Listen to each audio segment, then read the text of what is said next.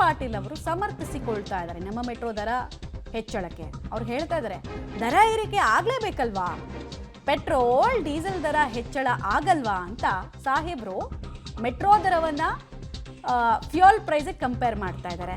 ಆಮೇಲೆ ಅವ್ರು ಕೇಳ್ತಾ ಇದ್ದಾರೆ ಗ್ಯಾಸು ಡೀಸೆಲ್ ರೇಟ್ ಎಲ್ಲ ಹೋದ ವರ್ಷ ಎಷ್ಟಿತ್ತು, ಈ ಸಲ ರೇಟ್ ಜಾಸ್ತಿ ಆಗಿರೋದ್ರಲ್ಲಿ ಏನೂ ಪ್ರಾಬ್ಲಮ್ ಇಲ್ಲ, it is very normal, new normal ಅಂತಿದ್ದಾರೆ MB ಪಾಟೀಲ್. ಸೊ ಸರ್ಕಾರದ ಚಿಂತನೆನೂ ಇದೇನಾ ಅಥವಾ ಇದು ಇವ್ರದ್ದು ವೈಯಕ್ತಿಕನಾ ಅಂತ ಇವ್ರು ಫಸ್ಟ್ ಒಂದು ಕನ್ಫರ್ಮೇಷನ್ ಕೊಟ್ಬಿಡ್ಬೇಕು ನಮಗೆ. ಸರ್ಕಾರನೂ ಹಿಂಗೆ ಯೋಚನೆ ಮಾಡ್ತಿದ್ಯಾ ಅಂತ. ಹಾಗಾದ್ರೆ ಸರ್ಕಾರದಿಂದ ಸಿಗುವ ಎಲ್ಲಾ ಸೌಲಭ್ಯಗಳು ವರ್ಷದಿಂದ ವರ್ಷಕ್ಕೆ ಎಲ್ಲಾ ರೈತರಿಗೂ ಸಿಗ್ತಾ ಇದೆಯಾ, ಎಲ್ಲಾ ಉದ್ಯಮಿಗಳಿಗೂ ಸಿಗ್ತಾ ಇದೆಯಾ ಅಂತ ನಾವು ಪ್ರಶ್ನೆಯನ್ನು ಕೇಳಬೇಕು.